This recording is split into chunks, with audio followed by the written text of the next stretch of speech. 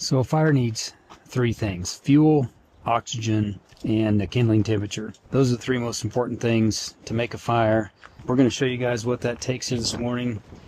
At these campsites, they provide these fire rings, and you can see they've got holes in them right here, which allows oxygen to pour in and create a draft. We've got some tinder here that we're going to put in the bottom of our fire. Sometimes it's really tough when you're at a public campground to find tinder, but if you look around close enough, be a little creative, I can show you what to look for. Right now, just looking around, I see pine cones and some pine needles. That's going to be pretty common. Usually underneath these pine trees, you're going to find dry tinder, and we're going to call this tinder here. These are pine needles and a little bit of bark that's fallen off the trees.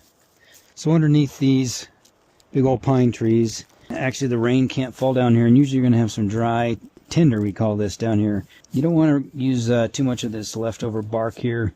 It'll tend to smolder, but if you can kind of scrape off some of these dry pine needles, even after a rainstorm, a lot of these pine needles directly under a tree like this, especially on the opposite side of the rain, will be dry. So that's a good way to find some dry tinder. Pine cones will work as long as they're dry.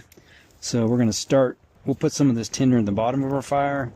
Once we get that rolling, maybe some pine cones on top and some smaller pieces of pine wood. So we're going to use a little combination of what they call a trapper fire, which basically put two logs here or two rocks in this format to where one end is wider than the other end. Usually if we're building this outside of a fire ring, it'll allow the wind to come in here and kind of create a draft. Inside this fire ring is probably not quite as important, but we do have a hole over here. Hopefully cause some of that draft to come through, and today we do have a breeze. It's blowing across, so I'm going to set it up this way and see if that'll work.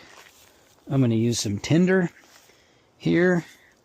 So like I mentioned, a couple different styles of fire.